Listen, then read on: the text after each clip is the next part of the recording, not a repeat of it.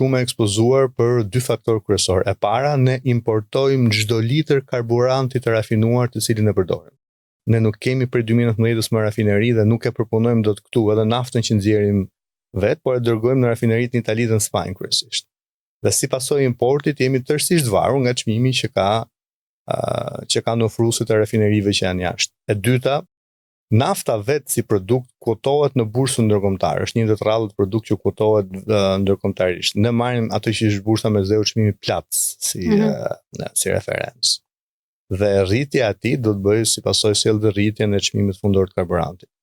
E treta që është më e rëndësishme, nën produktet e naftës, të cilët kryesisht janë fertilizatorët për ato plerat kimike, inputet kryesore në bujqësi, kozmetika, për vajzat, i cila është 100% në produktin naftës, apo dhe çdo gjë tjetër që lidhet me transportin, pra import-eksporti, ka një kohë sot rritur dhe do ta ndjejmë gradualisht edhe në Shqipëri gjithmonë më shumë këtë gjë nëse konflikti nuk përfundon.